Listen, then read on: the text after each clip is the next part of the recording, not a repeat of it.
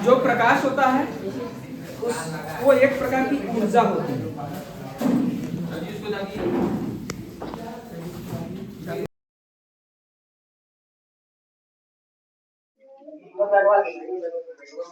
प्रकाश एक प्रकार की ऊर्जा होती है, ठीक है। Light is a type of energy. और प्रकाश हमारे आंखों को संवेदित करती है, हमें दिखाई नहीं देती, लेकिन प्रकाश के बहुत सारे रेंज होते हैं, ठीक है। इसमें एक रेंज होता है विजिबल रेंज। विजिबल रेंज को कहते हैं दृश्य प्रकाश। 3900 से 7800 एंगस्ट्रॉम तक की तरंगों को हम विजिबल रेंज कहते हैं, ठीक है, मतलब दृश्य प्रकाश कहते हैं। जैसे आप प्रकाश को यदि इस तरह से डिस्ट्रीब्यूट करना चाहें,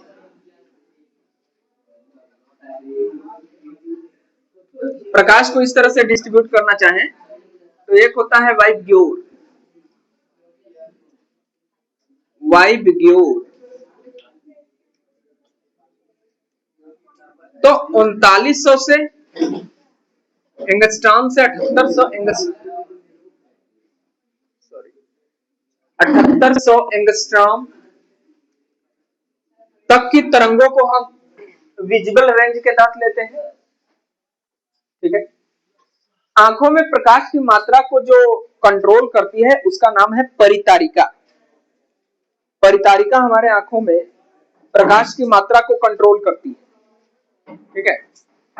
और उसके अलावा हमें यदि कोई वस्तु दिख रही है तो वस्तु के ऊपर प्रकाश पड़ता है, उसके बाद उससे रिफ्लेक्शन होता है, तब हमें वस्तु दिखती है, वरना नहीं दिखती है, ठीक है।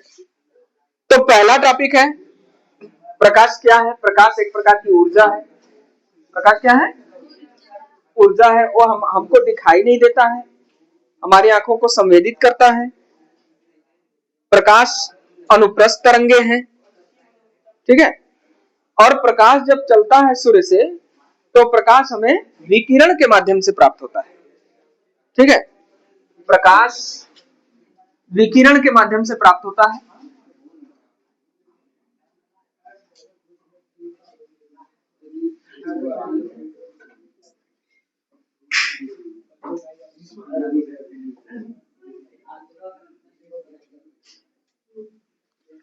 प्रकाश सूर्य से जब संचरित होता है तो वह विकिरण के माध्यम से होता है। और विकिरण में क्या होता है आपको पता होगा कि विकिरण जो होता है कुछ इस तरह से आता है। प्रकाश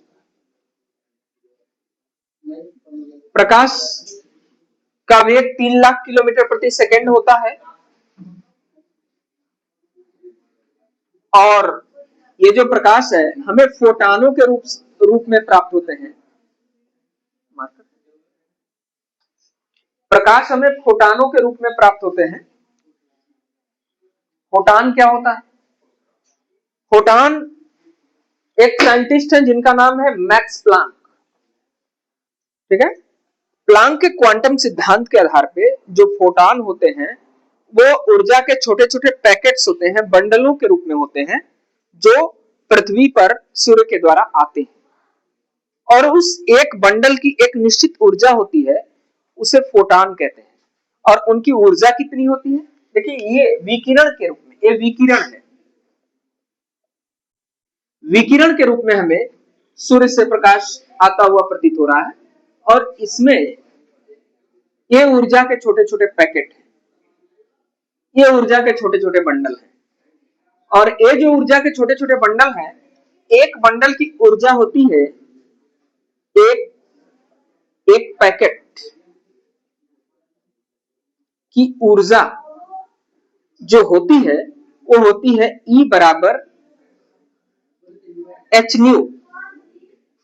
E equal to H nu होती है, ठीक है।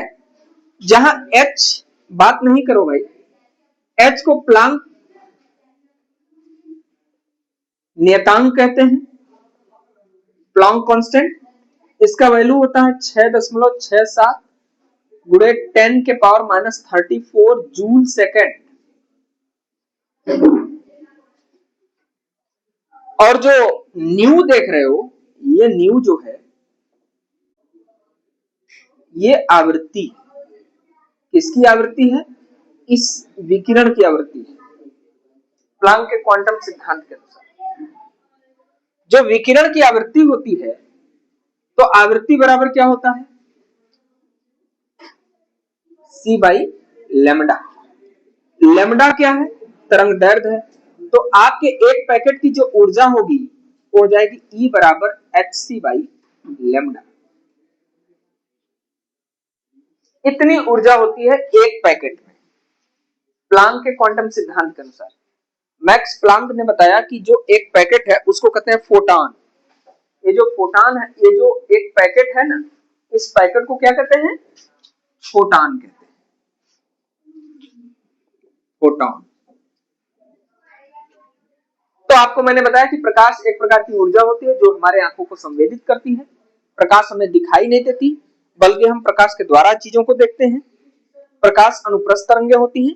प्रकाश में ऊर्जा होती है और ऊर्जा प्रकाश हमें सूर्य से विकिरण के माध्यम से प्राप्त होता है और जो ऊर्जा होती है वह हमें पैकेट के रूप में प्राप्त होता है और एक पैकेट का मूल्य होता है E बराबर h न्यू, जहां न्यू आवृत्ति है, h प्लांक कांस्टेंट है, इसका वैल्यू होता है 6.67 गुणे 10 घाते -34 जूल सेकेंड और इसमें यदि वैल्यू आप पुट करोगे तो E बराबर hc अपॉन लेमडा। अब एक पैकेट का मूल्य कितना है? यदि हम h का वैल्यू रख दें, c जो है प्रकाश की चाल है और प्रकाश की चाल होती है 3 गुणे 10 घाते 8 मीटर प्रति सेकंड। प्रकाश जिस तरंग की है, जैसे प्रकाश जिस तरंग दैर्ध्य की है, प्रकाश की तरंग दैर्ध्य का जो विजिबल प्रकाश है उसका रेंज है 3900 से 7800 एंगस्ट्रॉम। इसके रेंज में जो भी आपका तरंग दैर्ध्य होगा उसका मान रख देंगे, यहां से h का मान रख दोगे, यहां से c का मान रख दोगे, आपको प्रकाश में कितनी ऊर्जा है, एक फोटॉन की कितनी ऊर्जा है वो पता चल जाएगी। तो समझ गए प्रकाश क्या होता है? ठीक है। और कुछ लोगों के प्रकाश पापा है, ठीक है, तो उनको वहां रहने दीजिए, ठीक है। लेकिन प्रकाश क्या है? एक प्रकार की ऊर्जा है, ठीक है। और कैसी ऊर्जा है? क्या? प्रकाश प्रकाश ऊर्जा है और क्या, ठीक है। आगे देखिए, अब प्रकाश के गुण क्या होते हैं? प्रकाश होता क्या है बेसिकली? प्रकाश से होते क्या है? प्रकाश में दो तरह, कई प्रकार के हालांकि गुण हैं। देखिए, प्रकाश के जो गुण हैं, प्रकाश में परावर्तन होता है। मैं परावर्तन किसे कहते हैं बताऊंगा अभी। प्रकाश में अपवर्तन होता है। प्रकाश में परावर्तन में बेसिकली जब एक चिकने सतह पर प्रकाश पड़ता है तो उससे वह परावर्तित होकर के उसी माध्यम में चला जाता है, प्रकाश का परावर्तन कहते हैं। प्रकाश में दूसरी बात है अपवर्तन होता है। यदि प्रकाश एक माध्यम से किसी दूसरे माध्यम में आता है, ठीक है, तो वह अविलंब से दूर हटता है या अविलंब की ओर झुकता है। यह डिपेंड करता है कि जो माध्यम है वो क्या है। यदि प्रकाश विरल माध्यम से सघन माध्यम में आ रहा है तो वह अविलंब की ओर झुकता है। यदि प्रकाश सघन माध्यम से विरल माध्यम में जा रहा है तो अविलंब से दूर हटता है, ठीक है। प्रकाश में ध्रुवण होता है, पोलराइजेशन होता है। ध्रुवण का मतलब होता है कि प्रकाश फैल जाता है, स्कैटरिंग हो जाती है उसमें। यदि आप पोलराइड ग्लास लगा लें ना, चश्मा लगा लें, तो आपको प्रकाश में जो चकाचौंध है वो दिखाई नहीं देती है, ठीक है। जैसे मान लीजिए कि आप बाइक चला रहे हो और अचानक आपके सामने दूसरी कोई वाहन है, उसका प्रकाश आ गया आपके आंखों पर, तो उस समय क्या होता है? चकाचौंध उत्पन्न हो जाती है। उस चकाचौंध से बचने के लिए हम पोलराइड ग्लास लगाते हैं ताकि हमें प्रकाश स्कैटर्ड न दिखे, एक लाइनिंग से दिखे और हम आसानी से बाइक चला सकें। वैसे ही जो वाहन होते हैं, जैसे कार हो गया, मारुति हो गई, उसमें जब आप बैठते हो तो उसका जो ग्लास होता है ऑलरेडी पोलराइड ग्लास होता है, वहां भी प्रकाश पड़ता है तो स्कैटर्ड नहीं होता है प्रकाश। स्कैटर्ड मतलब फैलता नहीं। फिर प्रकाश में एक अगला उसका गुण है, प्रकाश जो है वह प्रकाश में विवर्तन होता है। विवर्तन का मतलब समझ रहे हैं? विवर्तन का मतलब होता है कि प्रकाश किसी किनारे पर जब टकराता है तो उसमें बेंडिंग हो जाता है, बेंड होता है प्रकाश। जैसे मान लीजिए ये कोई नली है, ये कोई नली है और यहां इस सिरे पर प्रकाश टकराया तो प्रकाश तुरंत बेंड हो गया, मुड़ गया। इस बेंड होने की प्रक्रिया को विवर्तन कहते हैं। ठीक है, तो आपने देखा कि प्रकाश अनुप्रस्थ तरंगे होती हैं, प्रकाश में परावर्तन होता है, प्रकाश में अपवर्तन होता है, प्रकाश में ध्रुवण होता है। ठीक है, ये सब प्रकाश के क्या है? गुण है। ठीक है, तो हेडिंग लिखिए प्रकाश का परावर्तन।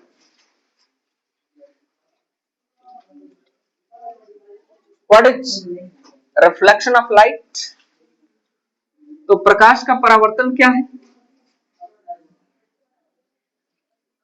मैंने लिखवा ही दिया है, बट इतना पता चले आपको कि हम टॉपिक क्या क्या पढ़ रहे हैं, आपके दिमाग में एकदम स्वच्छ छवि होनी चाहिए। ठीक है, प्रकाश की या किसी भी बिंदु को लेकर के आपके दिमाग में एकदम फ्रेश पॉइंट, गए एग्जाम में तो अच्छा परफॉर्मेंस करके आए। तो देखिए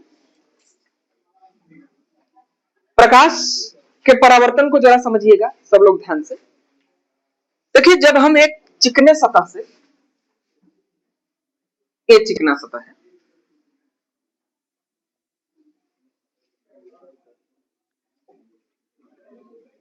ठीक है, और इसको कहते हैं अभिलंब, ये है नॉर्मल। इस अभिलंब पर प्रकाश की किरण इस तरह से कुछ आती है ऐसे, और परावर्तित होकर वापस चली जाती है उसी माध्यम में। सॉरी थोड़ा सा यहाँ मिस्टेक हुआ। तो इसको कहते हैं आपतित किरण, इसको कहते हैं परावर्तित किरण।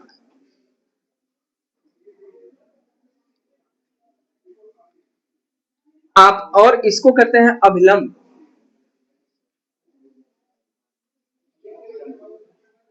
ठीक है, अभिलंब और आपतित किरण के मध्य बने कोण को आपतन कोण कहते हैं। इसको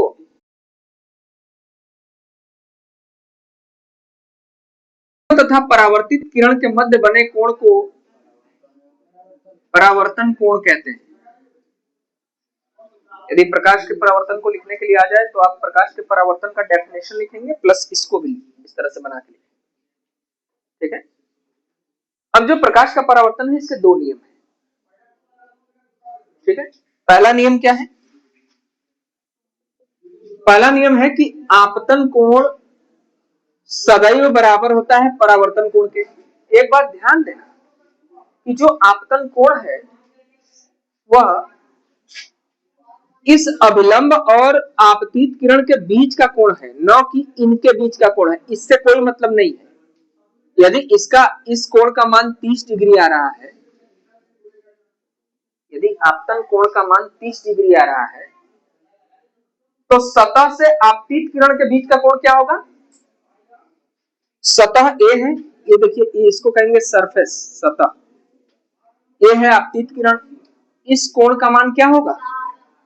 क्योंकि यहां से यहां तक का जो एंगल है वो 90 डिग्री होता है, तो यहां से यहां तक का एंगल जब 90 डिग्री होता है, ये तो यहां से 30 निकल गया तो ए वाला एंगल कितना बचा?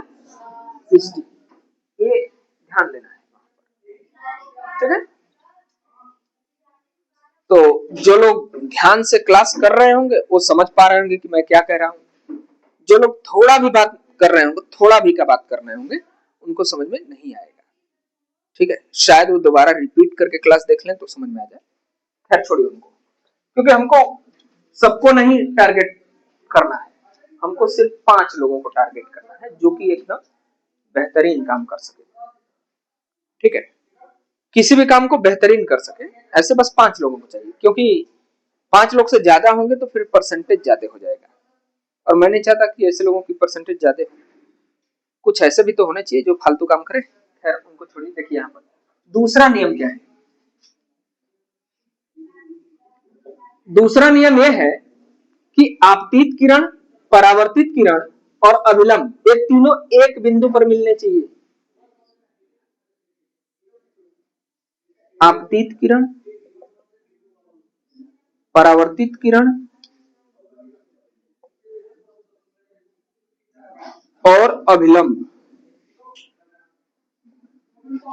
तीनों क्या होने चाहिए, एक बिंदु पर मिलने चाहिए।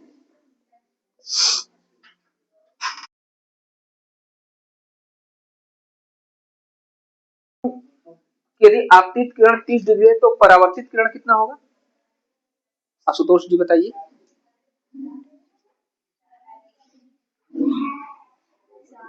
फिर से सुनिए, यदि आपतन कोण 30 डिग्री है तो परावर्तन कोण कितना होगा,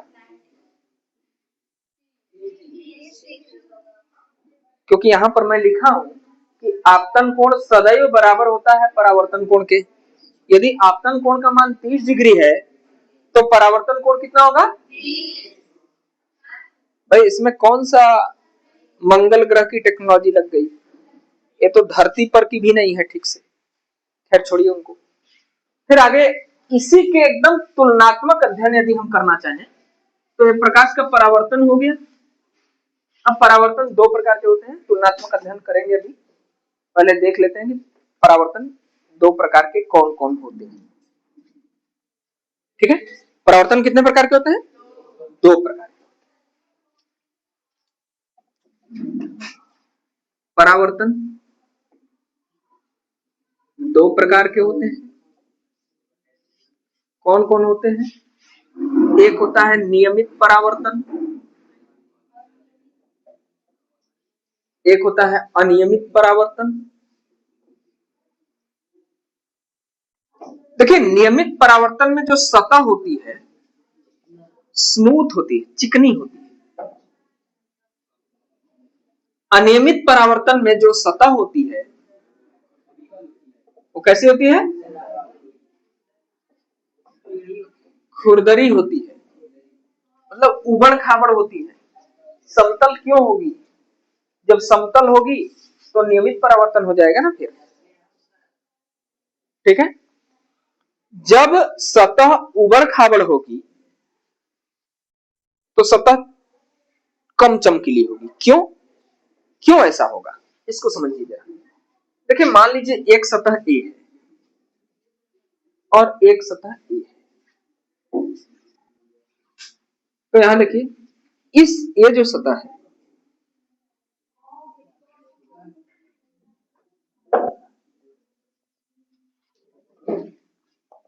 सॉरी यहाँ पे इस तरह से मान लीजिए प्रकाश की कुछ ये किरणें हैं,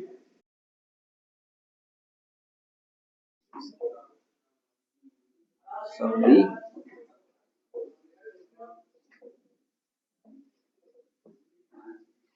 ऐसे चली जाएंगी। ए कुछ प्रकाश की किरणें आ रही हैं तो ऐसे चली जाएंगी, लेकिन कुछ प्रकाश की किरणें यदि उबड़ खाबड़ सतह पे आएंगी तो ऐसे जाएंगी। ध्यान से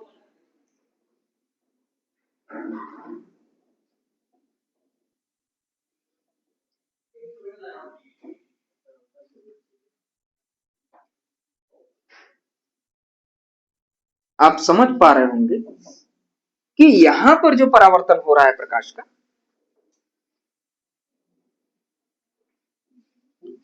वो पूरा का पूरा प्रकाश को परावर्तित कर दे रहा है। यहां जो उबड़ खाबड़ सतह पे परावर्तन हो रहा है वो डिफरेंट डिफरेंट डायरेक्शन में हो रहा है, इसकी वजह से वह सतह कम चमकीली दिखाई देगी। ठीक है, ये समझ गए होंगे आप लोग, ठीक है। अब जो प्रकाश का अपवर्तन होता है वो क्या होता है, उसको भी तुलनात्मक रूप से देख लेते हैं, ठीक है। इसमें कुछ बातें नोट करना है, आपको लग रहा है नोट करने लायक तो कर सकते हैं, छोटी छोटी चीजें हैं, नोट करना है तो कर लीजिए। डाली किताब।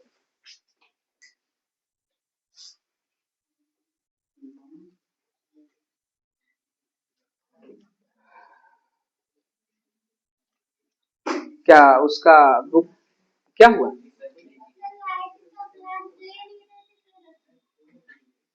उस किताब को दो।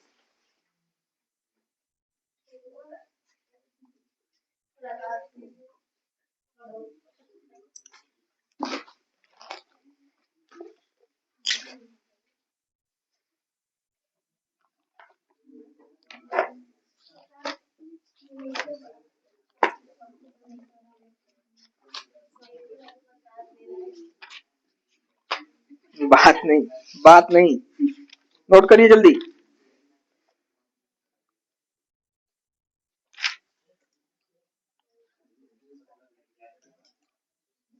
बहुत बोलती है।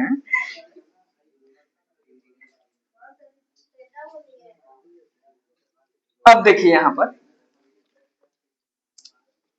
ये हो गया सबका।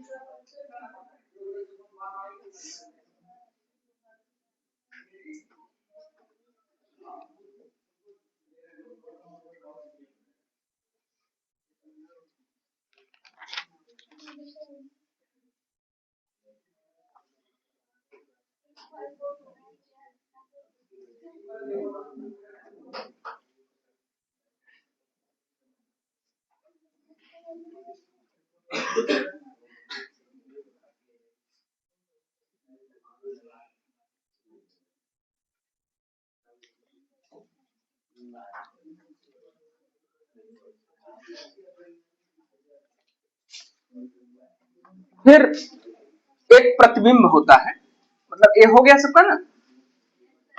तो फिर प्रतिबिंब क्या होता है इसको देखते हैं। प्रतिबिंब, प्रतिबिंब को कहते हैं इमेज। प्रतिबिंब खास तौर से दो प्रकार का होता है, एक होता है वास्तविक प्रतिबिंब और एक होता है आभासी प्रतिबिंब।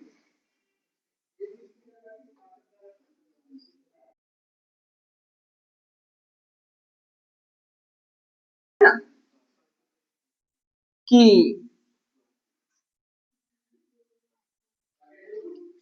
वास्तव में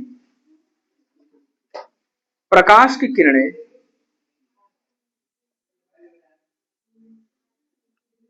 मिलती हुई प्रतीत होती है, और आभासी प्रतिबिंब में क्या होता है,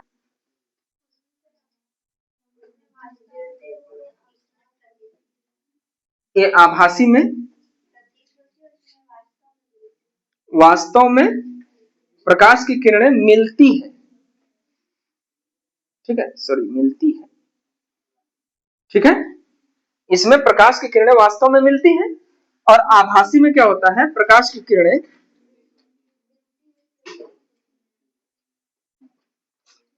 मिलती हुई प्रतीत होती है।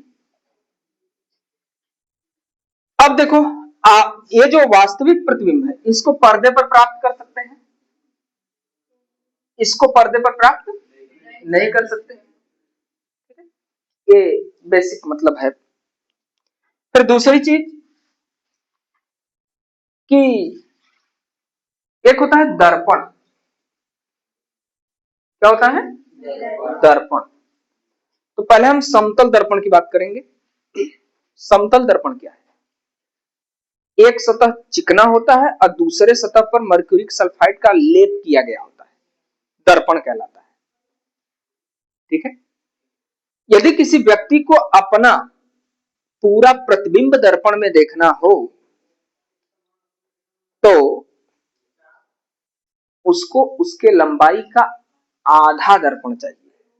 यदि मान लीजिए h लंबाई का कोई व्यक्ति है और उसको अपना पूरा प्रतिबिंब किसी दर्पण में देखना है तो h/2 लंबाई का उसे दर्पण चाहिए, ठीक है। मैं समतल दर्पण की अभी बात कर रहा हूं, समतल दर्पण क्या होता है। तो इन बातों को नोट ही कर लिए होंगे आप लोग। तो दर्पण बिंदु पे आ जाते हैं। अभी हम कंपैरिजन करेंगे प्रकाश के परावर्तन और प्रकाश के अपवर्तन का, इसलिए इसको देखिए यहां पर पहले समझ लेते हैं दर्पण क्या होता है। दर्पण मिरर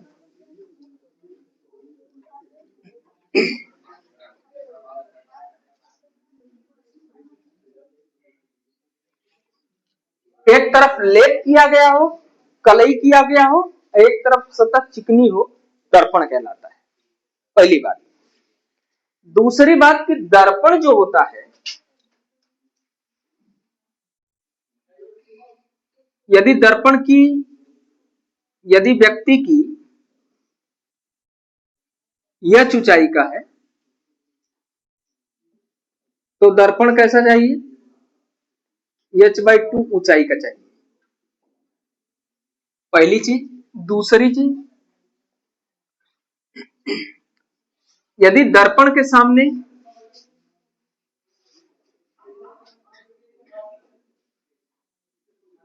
कोई व्यक्ति d दूरी पर है, यदि दर्पण के सामने कोई व्यक्ति d दूरी पर है तो दर्पण के अंदर भी वह d दूरी पर दिखेगा, ठीक है। तब दर्पण से d दूरी पर प्रतिबिंब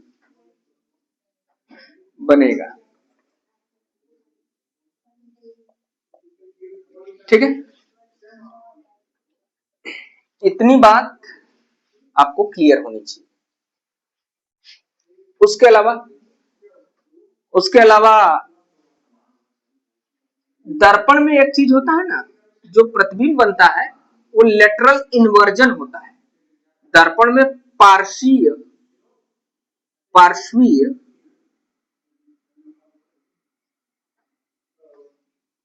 पार्श्वीय अनुक्रमण होता है,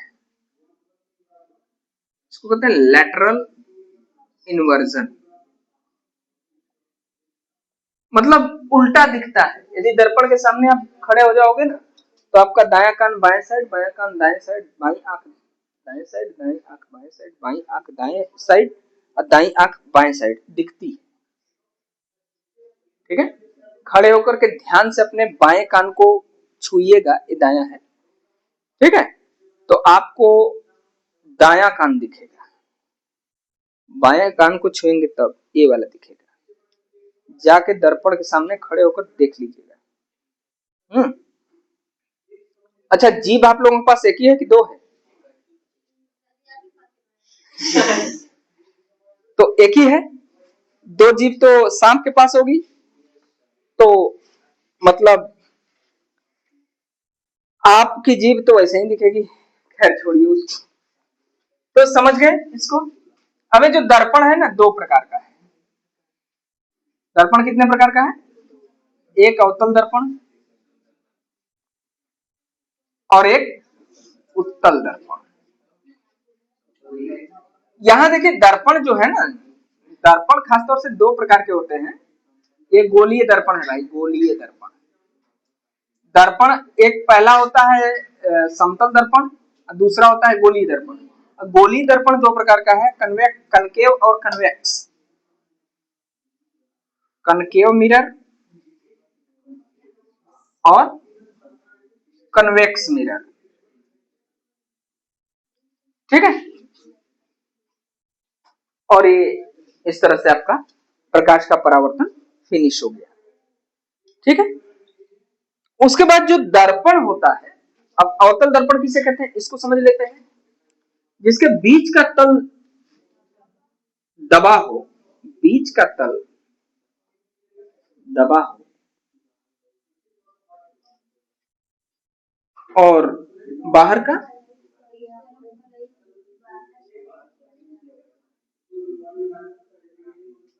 कलई किया गया हो,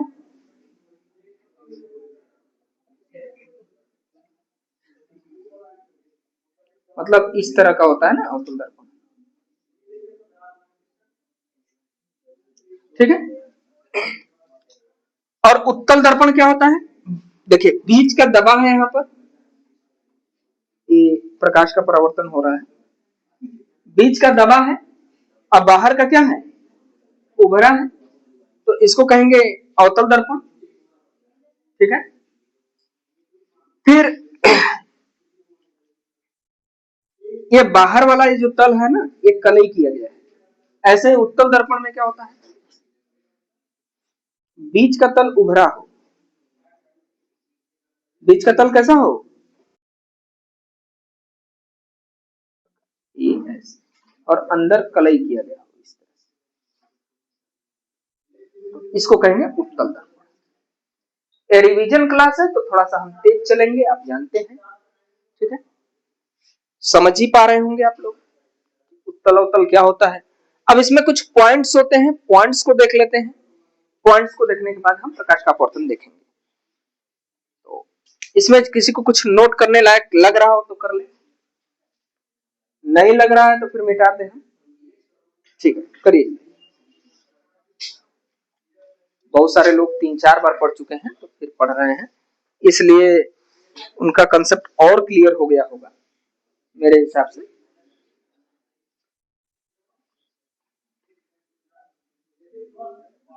हो गया सबका,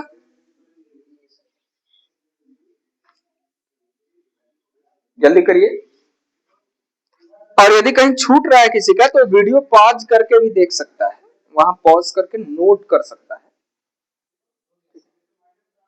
देखिए ये पॉज करके देख लेंगे, ठीक है।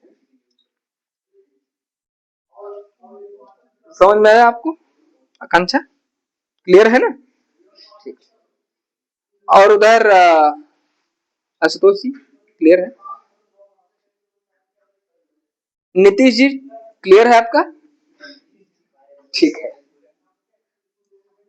तो हम देखते हैं अगला पॉइंट क्या है, कुछ पॉइंट उसको देख लेते हैं।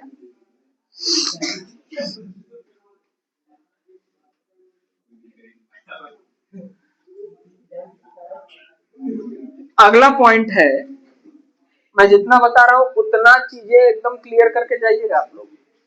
देखिए दर्पण के जो गोलीय दर्पण है उसके कुछ पॉइंट्स हैं, क्या पॉइंट्स हैं, सॉरी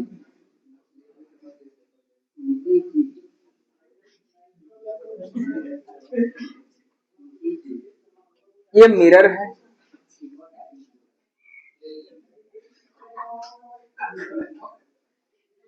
यहां देखो, मान लीजिए यह मिरर जो है ये अवतल दर्पण है, कन्वेक्स मिरर है, सॉरी कनकेव,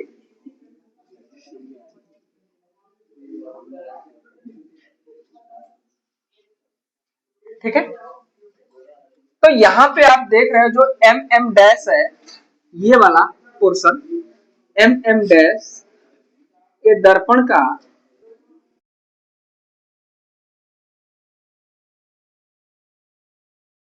यहां पर आप देखिए, इसका जो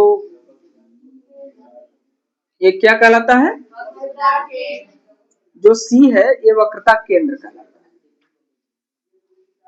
ठीक है। और वक्रता केंद्र से, और यहां जहां दर्पण का मध्य बिंदु है, जहां से यह रेखा जा रही है, ठीक है, इसको क्या कहते हैं, ध्रुव, ठीक है। मतलब दर्पण का मध्य बिंदु ना, दर्पण के मध्य बिंदु को क्या कहेंगे, ध्रुव कहेंगे। मतलब दो लोग इसी में बैठे हैं, ठीक है। इसमें हंसने वाली कौन सी बात है? अभी तो उत्तरी ध्रुव बाकी है, दक्षिणी ध्रुव बाकी है, ठीक है, बहुत सारे ध्रुव आएंगे। देखिए आगे बात नहीं। तो दर्पण का मध्य बिंदु क्या है? ध्रुव है।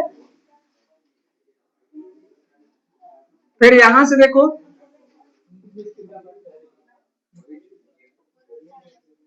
दर्पण के वक्रता केंद्र और ध्रुव के बीच की जो दूरी है, दर्पण के वक्रता केंद्र और ध्रुव के बीच की दूरी को कहेंगे वक्रता त्रिज्या। से कहेंगे वक्रता केंद्र और ध्रुव के बीच की दूरी को कहेंगे वक्रता त्रिज्या, ठीक है ना। ये जो वक्रता त्रिज्या है, इसके मध्य बिंदु को क्या कहेंगे?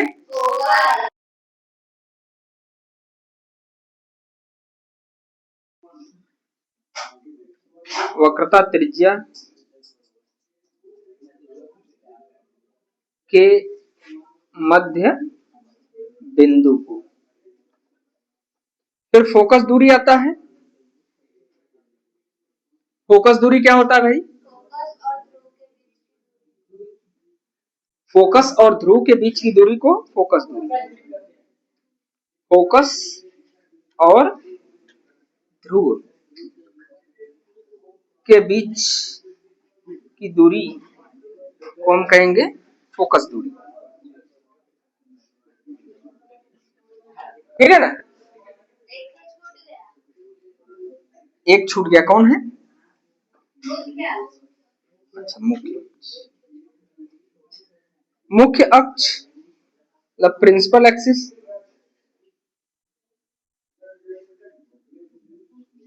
मुख्य अक्ष क्या होता है, इसको देखते हैं जरा। देखिए, जो सीधी रेखा जा रही है, कहां से जा रही है? वक्रता केंद्र से होकर जा रही है, फोकस से होकर जा रही है, ध्रुव से होकर जा रही है। लिख लीजिए, वक्रता केंद्र, फोकस और पोल से होकर जाने वाली रेखा को हम कहेंगे मुख्य अक्ष, प्रिंसिपल एक्सिस। ये पॉइंट के पॉइंट है दर्पण का, ठीक है। उसके बाद दर्पण का फार्मूला आ जाता है। दर्पण का फार्मूला क्या होता है? दर्पण का जो सूत्र होता है, जो दर्पण का सूत्र होता है, 1/f बराबर 1/v प्लस 1/u, ठीक है। जहां f जो है, यहां पे देख रहे हो ना, फोकस दूरी है। f क्या है? फोकस दूरी। v क्या है? यदि कोई ये ध्रुव से प्रतिबिंब की दूरी, और u क्या है? ध्रुव से वस्तु की दूरी, ठीक। इन बातों को यदि नोट करना चाहते हैं, कहीं कुछ लग रहा है नोट करने लायक, तो कर ले। बाकी जो लोगों को, जिन लोगों को पता ही है, तो क्या ही नोट कर लेंगे इसमें,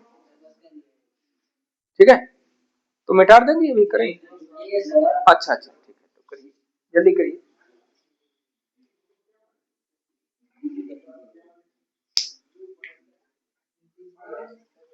वैसे भी यदि कोई छूट रहा है, कहीं पे छूट रहा है, तो मोबाइल, अपने मम्मी पापा का मोबाइल मांग लो आप लोग, उसमें देखो, ठीक है। ये देखना है, दूसरा नहीं देखना है। ये नहीं कि दूसरा लगा के आप घंटा पे घंटा बर्बाद कर रहे हैं, ठीक है ना।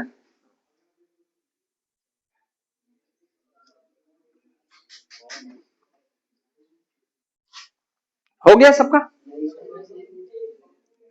जल्दी करो, ये वीडियो अब बन रहा है। फिर भी फिर भी फिर भी नोट करो जल्दी। तटस्थ कार्य करिए, यहीं पे करिए।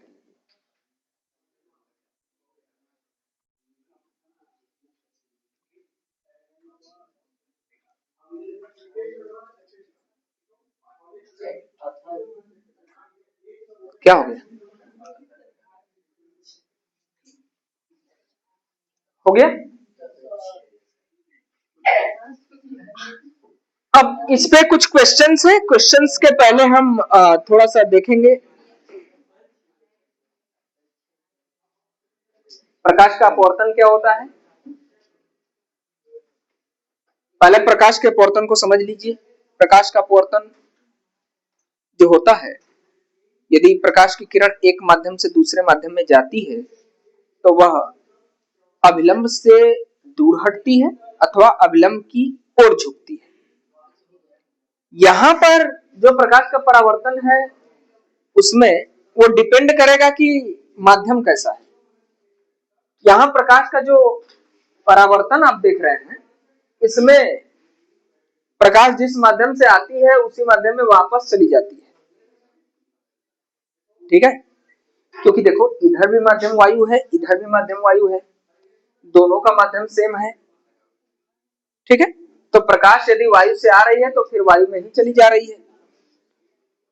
ठीक, तो ये चीज होता है। लेकिन अपवर्तन में इसका जस्ट अपोजिट होता है, मतलब अलग टाइप से होगा।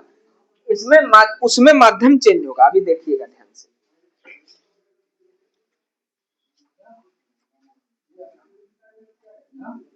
प्रकाश का अपवर्तन क्या होता है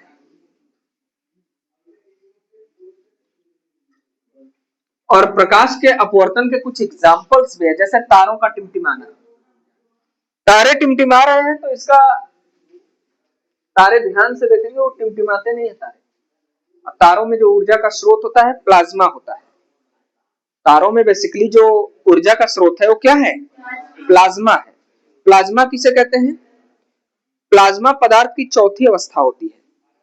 जैसे ठोस, द्रव, गैस, तीन अवस्थाएं होती हैं पदार्थ की। चौथी अवस्था प्लाज्मा होती है, पांचवी अवस्था बोस आइंस्टाइन कंडेंसेट होती है। तो जो पदार्थ की चौथी अवस्था है प्लाज्मा है, उसमें जो पदार्थ है उसका तापमान बहुत अधिक हो जाता है। ठीक है, तारे, ग्रह या सूर्य या किसी भी पिंड का जो ऊर्जा का मुख्य स्रोत होता है वो प्लाज्मा होता है। प्लाज्मा बेसिकली परमाणु के बाह्य कोशों से इलेक्ट्रॉन को यदि आप बाहर निकाल लेंगे तो परमाणु आयनित हो जाता है। परमाणु क्या हो जाता है? आयनित हो जाता है। और वही आयनों का जो समूह है वही प्लाज्मा कहलाता है। ठीक है, आयनों के समूह को क्या कहते हैं? Plasma, fourth state of matter. और प्लाज्मा को हम ऐसे बर्तन में रखते हैं जिसके बर्तन के किसी भी सतह को प्लाज्मा टच ना करे। यदि प्लाज्मा को रखना भी हो, प्लाज्मा का तापमान 20,000 डिग्री सेल्सियस होता है। ठीक है, प्लाज्मा को यदि आप किसी बर्तन में रखेंगे तो बर्तन की दीवार को टच नहीं करना चाहिए प्लाज्मा, वरना विस्फोट हो जाएगा। तो प्लाज्मा को हम डीज में रखते हैं। कहां रखते हैं? डीज में। डीज क्या होती है? जैसे देखो, जैसे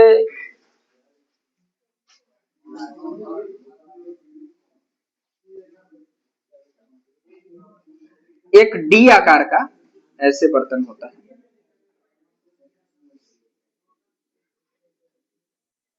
और इसी में हम प्लाज्मा रखते हैं। प्लाज्मा तेजी से नाचता रहता है और ये मैग्नेटिज्म का इफेक्ट करता है, मैग्नेट प्रोड्यूस करता है। ठीक है, तो ये प्लाज्मा इस दीवार को टच नहीं करना चाहिए, ऐसा मतलब इस तरह से होता है। तो इन दोनों को हम डीजे कहते हैं। डीजे, डीजे जो बजाते हैं वो वाला डीजे नहीं है, ये डीजे अलग टाइप का डीजे। ठीक है, खैर प्लाज्मा को छोड़ दीजिए अभी के लिए। आगे देखिए प्रकाश का अपवर्तन।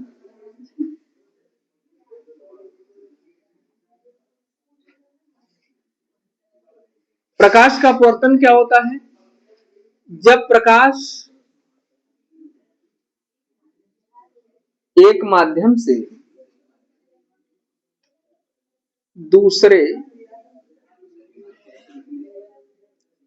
माध्यम में प्रवेश करता है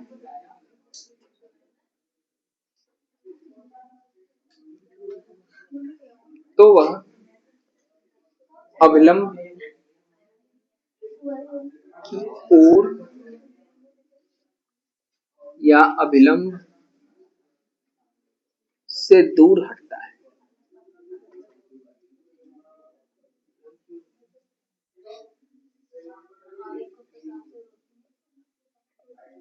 प्रकाश का अपवर्तन कहलाता है। अब माध्यम क्या होते हैं? माध्यम दो प्रकार के होते हैं। कौन कौन से माध्यम होते हैं? एक सघन माध्यम, एक विरल माध्यम होता है और एक सघन माध्यम। विरल माध्यम को कहते हैं rare medium,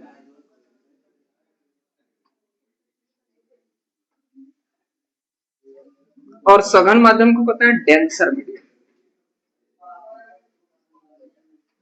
rare and denser. जो विरल माध्यम है उसमें जो माध्यम के कण हैं अपेक्षाकृत दूर दूर होते हैं। ठीक है, जैसे वायु जो माध्यम है जल से विरल है और जल कांच से विरल है। तो कांच की तुलना में जो जल है वो क्या है? विरल माध्यम है। कांच सघन माध्यम है। ठीक है, जब एक माध्यम से प्रकाश की किरण दूसरे माध्यम में जाती है, मतलब वह सघन से विरल से सघन माध्यम में जाती है, तो प्रकाश के जो कण हैं,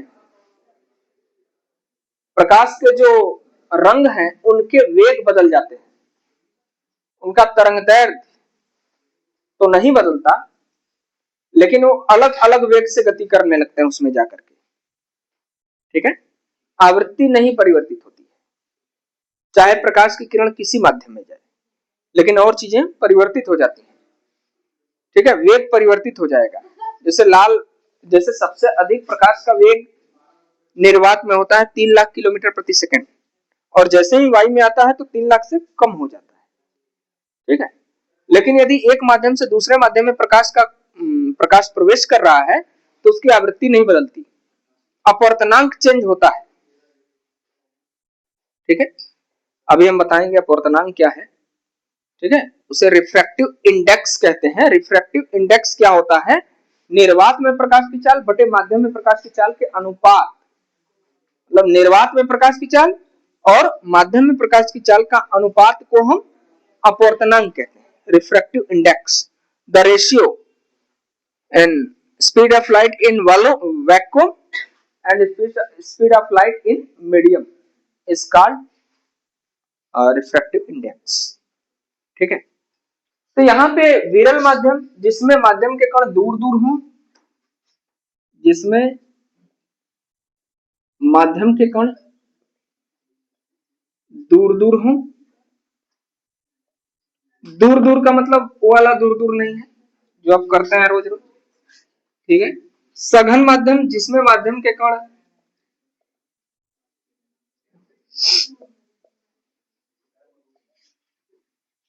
पास पास हो। ठीक है, जब प्रकाश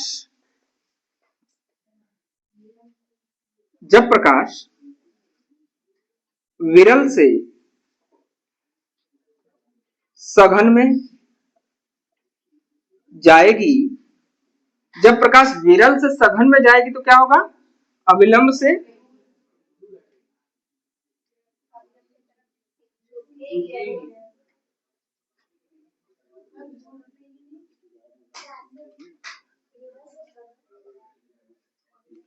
ठीक है, जब प्रकाश विरल से सघन में जा रही है तो अभिलंब की ओर झुक रही है। जब प्रकाश यहां से यहां तक सेम है, सघन से विरल में जाएगी, यहां से यहां तक सेम है, तब क्या होगा? अभिलंब से दूर हटेगी। कब ऐसा होगा? जब सघन से विरल में जाएगी तब ऐसा होगा। ठीक, ये कॉन्सेप्ट है, और ये जिसको क्लियर हो गया समझ लो अब प्रकाश का अपवर्तन समझ लिया। ठीक है, कुछ नोट करना है तो करें, वरना हम इस अविलंब को अभी दिखाते हैं कि कैसे झुकेगी, कैसे जाएगी। ठीक है, अविलंब से प्रकाश की किरण यहां, ये पूरा अविलंब है, यदि आपका कहना है कि यदि यहां से प्रकाश की किरण जाए तो कहां जाएगी? अविलंब पर ही जाएगी। और कहां जाएगी? न इधर जाएगी न उधर जाएगी। क्यों नहीं होगा? उसका आपतन कोण नहीं होगा, ये परावर्तन तो होगा नहीं, क्योंकि वह नियम का फिर उल्लंघन करने लगेगी। प्रकाश के परावर्तन के नियम का उल्लंघन कर, सॉरी, ये यहाँ एक चीज हम बता रहे हैं। यहां देखिए, जब अविलंब से प्रकाश की किरण जाएगी तो यहां तक आएगी, अब फिर ऐसे आ रही, फिर इसी मार्ग में वापस चली जाएगी।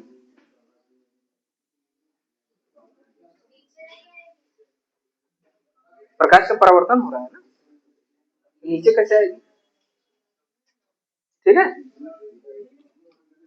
और इन दोनों किरणों के बीच का जो कोण होगा वो क्या होगा? 0 डिग्री होगा। ठीक है। प्रकाश का परावर्तन हो जाएगा, उसी मार्ग में रिटर्न टू बैक हो जाएगी। ठीक है। तो अब ये समझ गए सब लोग। अब देखिए प्रकाश का अपवर्तन कैसे होता है, ध्यान से देखना, क्योंकि यहां से चीजें बदलने वाली हैं। तो जो ध्यान नहीं देगा उसके लिए समस्या क्रिएट हो जाएगी। देखो, जैसे मान लीजिए ये कोई तल है, सतह है, जल का है,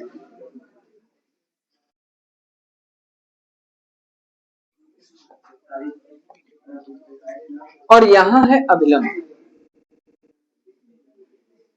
और यहां एक प्रकाश की किरण आ रही है इस तरह से, एक प्रकाश की किरण आ रही है, तो ये ऐसे अविलंब की ओर झुकेगी।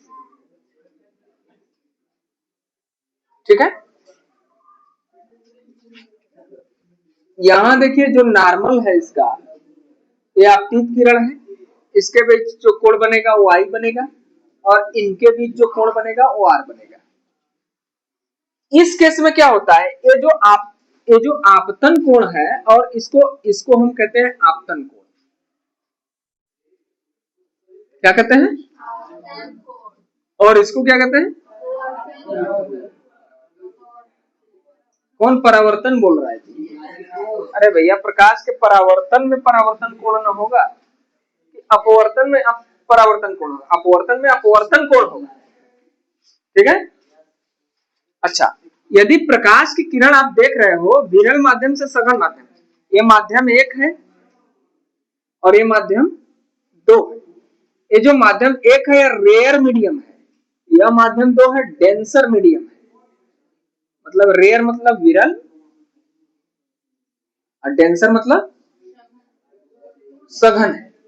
तो आपको पता होगा कि जब रेयर मीडियम से डेंसर मीडियम में प्रकाश की किरण आती है, मतलब विरल माध्यम से सघन माध्यम में प्रकाश की किरण आती है, तो वह अविलंब की ओर झुकती है। इस केस में जो आपतन कोण होगा इज ग्रेटर देन अपवर्तन कोण।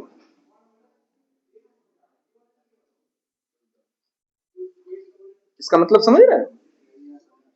Incident angle is always greater than refracted angle, refractive angle। ठीक है। मतलब कि आप देखिए यह कोण कम हो जाएगा। क्यों कम हो गया? क्योंकि अविलंब की ओर झुक गई। ठीक है, इसलिए यह कोण कम हो गया इसके तुलना में। अच्छा, ये यदि आसूत जल होता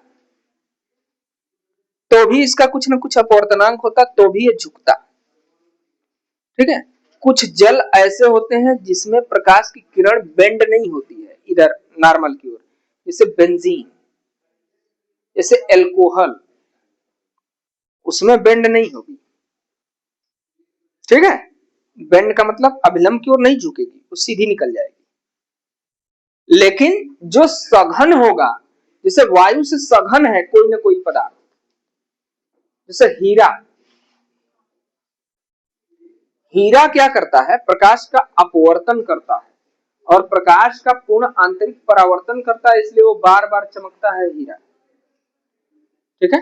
यदि यदि इसी यहां देखिए, यदि हम प्रकाश की किरण को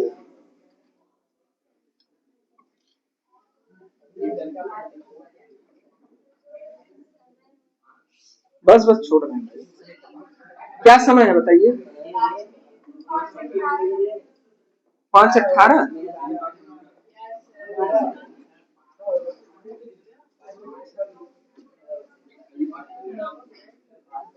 देखिए यहां पर